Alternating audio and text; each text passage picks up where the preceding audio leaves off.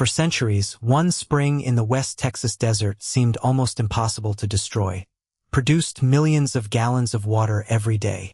It supported travelers crossing hundreds of miles of dry country.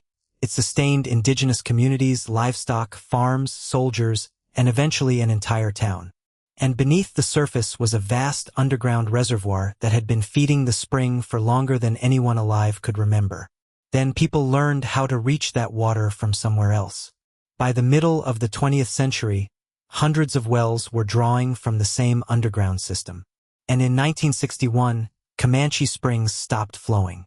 But there is another part of this story that makes it far stranger. Years before the spring disappeared, a rancher reportedly warned a driller to stay away from a particular underground vein leading toward the springs. The warning had been passed down from an older Comanche source. It wasn't presented as a prophecy. It was simply a warning about what happened when people disturbed the water beneath the ground. The remarkable thing is that decades later, hydrologists and lawyers would describe essentially the same underground process in a courtroom. So what actually happened to Comanche Springs? And how did a spring that had survived for thousands of years disappear within a single human generation? To understand the story, you first have to understand the landscape. Fort Stockton sits in the Trans-Pecos region of Texas, a place where dependable surface water has always been extraordinarily valuable. Comanche Springs emerged from a shallow limestone basin. The water wasn't simply rain collecting in a hole. It was groundwater moving through fractured limestone underground before reaching the surface under pressure. At its peak, the spring system was capable of releasing roughly 60 million gallons of water every day. Multiple vents spread across about 2 acres, producing cold, clear water with remarkable consistency. Early travelers described a pool large enough to water hundreds of horses. For people moving through this arid country, that kind of water source was more than useful. It was essential, and the water had been traveling underground for years, possibly decades, before finally appearing at the springs. Rain falling many miles away on limestone uplands could slowly infiltrate the rock, move through underground fractures, and eventually emerge at Comanche Springs. The surface spring was therefore only the visible end of a much larger underground system. That fact would become critically important later. Comanche Springs wasn't discovered by 19th century settlers. People had been using the site for thousands of years. Archaeological investigations around the area have uncovered projectile points, hearths, and animal remains showing long-term human activity. Different groups used the region over time, including early hunting populations, the Jumano, Mescalero Apache, and later Comanche and Kiowa groups. The reason is obvious. In an environment where reliable water could be separated by an entire day's journey, a spring producing tens of millions of gallons every day was a natural anchor. The location was especially important because it lay along routes later associated with the Great Comanche War Trail. Comanche and Kiowa parties traveled enormous distances across the southern plains and into areas of present-day Mexico. A reliable spring could determine whether such a journey was possible. Long before engineers understood aquifers, people had already learned something important about this landscape. The water at Comanche Springs was connected to something much larger beneath the ground. By the 1850s, American surveyors had reached the same conclusion. The road between San Antonio and El Paso crossed difficult country, and travelers needed to organize their journeys around dependable water sources. Comanche Springs was one of those essential locations. In 1858, an Irish immigrant named Peter Gallagher established a trading post and stage stop at the springs. 1 year later, the United States Army established Camp Stockton there. The reason wasn't mysterious. Control the water and you could support the road. The military post disappeared during the Civil War, but it returned in 1867 under the name Fort Stockton. A town eventually developed around it. And once again, water was the foundation. For decades, Comanche Springs seemed almost immune to exhaustion. That belief wasn't irrational. Records from the Irrigation Canal Company, established in the 1870s, showed that the spring's discharge remained remarkably stable. Drought came, seasons changed, but the water continued. Farmers therefore built an agricultural economy around an assumption that seemed proven by generations of experience. Comanche Springs would keep flowing. What nobody fully understood was that the spring could be affected by something happening miles away and completely out of sight. The problem wasn't necessarily the spring itself. The problem was access. For most of human history, people could only use groundwater where it naturally reached the surface or where relatively simple digging could reach it. Then pumps became powerful enough to change the equation. Centrifugal pumps and internal combustion engines made it possible to extract groundwater from deep beneath the land. Farmers no longer had to wait for water to appear naturally. They could drill directly into the underground reservoir. After World War II, agriculture expanded rapidly around Fort Stockton. Cotton and alfalfa production increased. So did irrigation. And beneath the land was the Edwards Trinity Aquifer, the same underground water system that supplied Comanche Springs. One well might not have seemed dangerous. Then another appeared. Then another. By the early 1950s, more than 100 high-capacity irrigation wells had been drilled within only a few miles of the springs. Each pump was taking water from the same underground system. But the critical issue was the combined effect. The question wasn't simply, how much water is this individual farmer pumping? The real question was, how much water can the aquifer lose before the spring itself stops receiving enough? That calculation became the heart of the controversy. There was another factor making the situation even more complicated.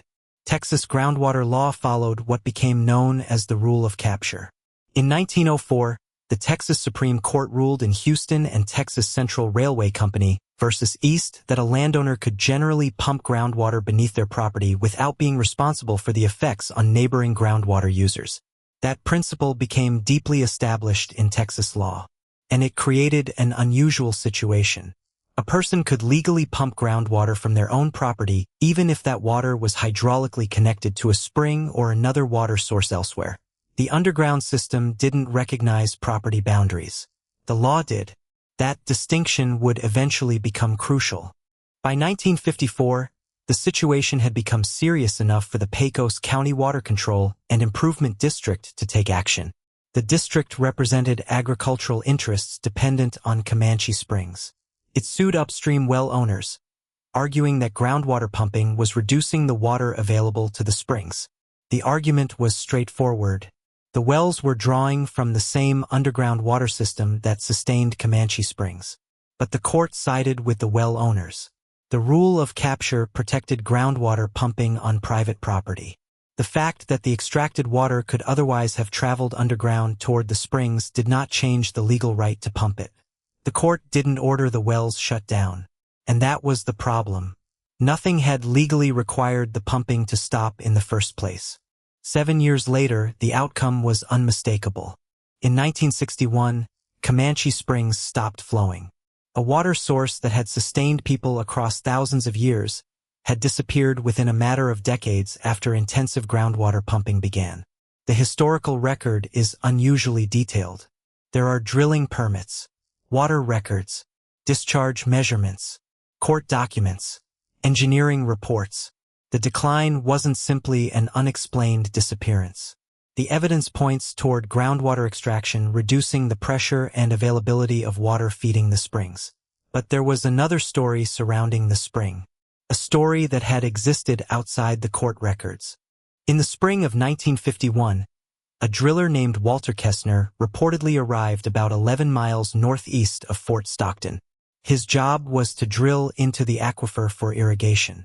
Before he began, rancher Hollis Teague allegedly gave him a warning. Stay away from a particular underground vein running toward Comanche Springs.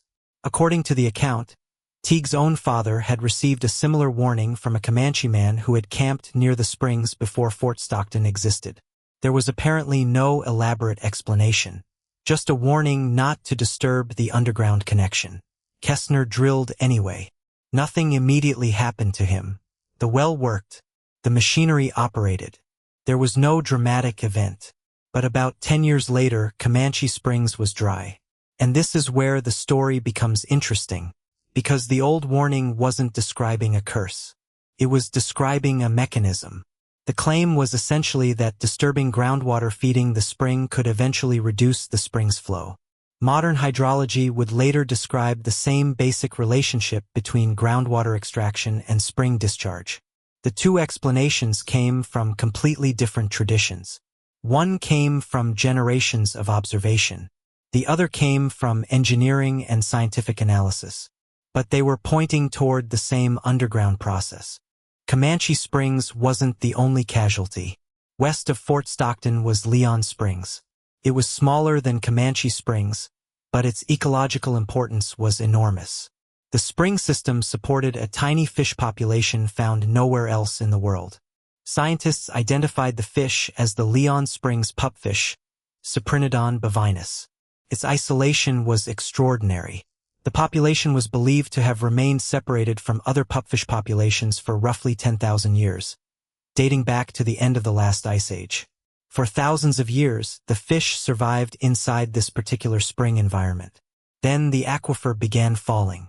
The same growth in irrigation wells that affected Comanche Springs also affected Leon Springs. The water weakened. Pools became smaller. The spring eventually stopped flowing.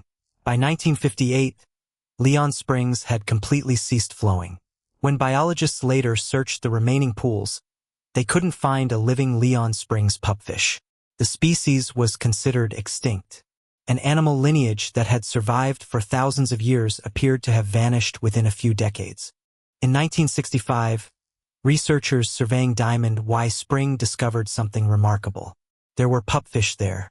Further investigation showed that these fish were closely related to the supposedly extinct Leon Springs population. Eventually, scientists determined that they represented the same species. The fish had apparently survived in another spring system. Nobody had known that population was there. That discovery changed the outcome completely. The Leon Springs pupfish had not vanished from the planet after all. Diamond Y Spring became its last documented refuge. The population was eventually given federal protection, and conservation efforts were established to protect its remaining habitat and water supply. So two springs suffered the same basic problem. One disappeared entirely. The other lost its fish population. But in the second case, a hidden population survived somewhere else. That accident of biology prevented the species from disappearing completely. This is perhaps the most important part of the entire story. There wasn't necessarily a secret conspiracy. There wasn't a hidden government operation. The permits existed. The court case existed. The engineering evidence existed. The water records existed. And oral traditions existed too. The problem was that these pieces of information occupied completely different worlds. The legal system was dealing with property rights. Engineers were studying groundwater. Ranch families preserved stories. Indigenous oral traditions carried observations about the landscape. Nobody necessarily put all of those pieces together. A warning preserved in a family memory wasn't entered as evidence in a groundwater lawsuit. A court case wasn't being compared against indigenous accounts of how the springs behaved. Hydrological data existed separately from cultural memory, and so the connection remained invisible, not because the evidence was hidden, but because nobody had assembled it. Later retellings can easily turn a story like this into something supernatural, but the underlying account is more interesting without that. The warning wasn't necessarily, "Something terrible will happen if you drill here." It was closer to, "This place depends on underground water. Don't interfere with the source." That is an observation. And observations can be passed between generations even when the scientific vocabulary doesn't exist. A community doesn't need the modern word aquifer to recognize that water comes from underground. It doesn't need mathematical models to notice that disturbing a water source can change what appears at the surface. The people living around these springs had thousands of years to observe the relationship between the land and the water. Modern technology simply gave later generations a much more powerful way to exploit the same underground system. Today, Comanche Springs is part of Fort Stockton, but visitors standing there don't see the enormous spring described by earlier travelers. The former spring area is now a shallow, dry limestone depression incorporated into a public park. A historical marker commemorates the spring that once made settlement possible. Parts of the old irrigation canal system can still be seen across the surrounding landscape. The infrastructure remains. The water does not. And that contrast tells the story better than almost anything else. People built an agricultural system around a water source they assumed would always be there. The canals were designed to carry its water. The town grew because of it. Travelers depended on it. And eventually, the technology created to obtain more water helped reduce the underground supply feeding the spring itself. There is an important distinction here. The aquifer didn't simply vanish. The fractured limestone beneath the region is still there. Water continues moving underground. Wells continue extracting it. The underground system remains active. What disappeared was the natural expression of that water at Comanche Springs.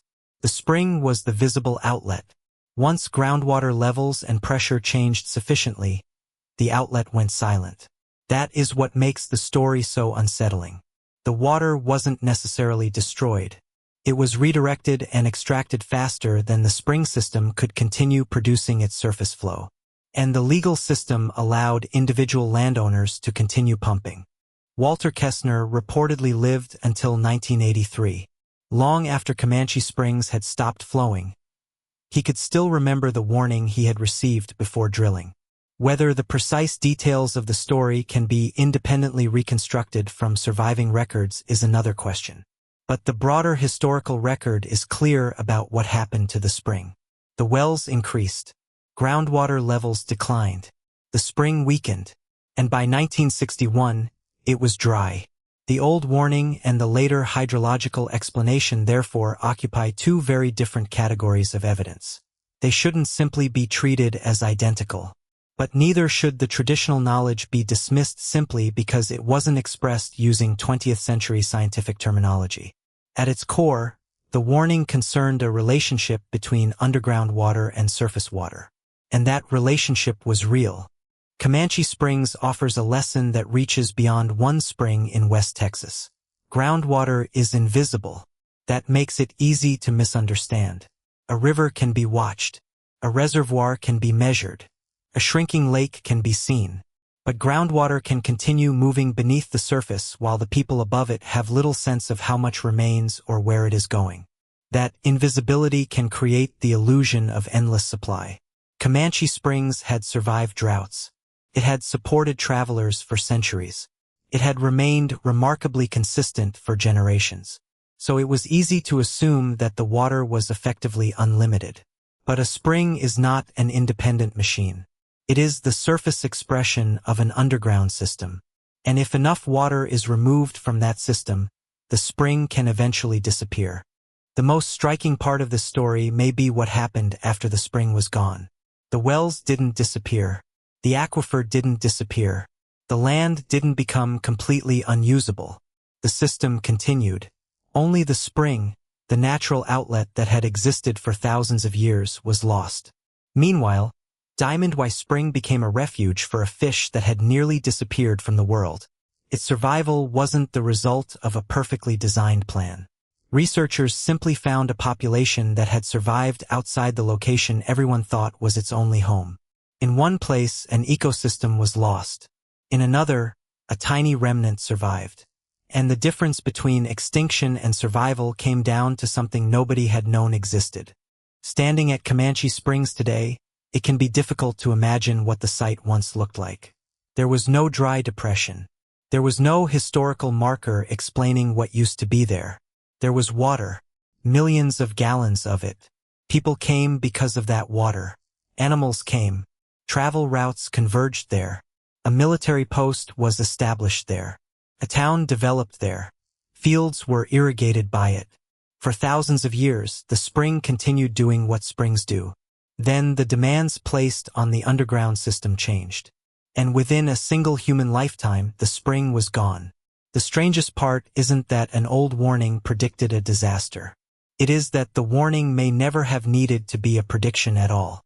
It may simply have been knowledge. Knowledge built from watching the same landscape for generations. Knowledge that understood something modern institutions struggled to recognize. You can divide land with property lines. You can divide water rights with laws. You can divide responsibility between agencies, courts, farmers, engineers, and communities. But underground water doesn't recognize any of those boundaries. It moves where the geology allows it to move. And if enough people take from the same hidden system, eventually something on the surface reveals what has been happening below. At Comanche Springs, that something was a spring that had flowed for thousands of years, until it didn't. And today, the dry ground where that water once emerged remains as a reminder of what can happen when an invisible resource is treated as if it were infinite. The warning wasn't a curse. It was about the water, and the water was real.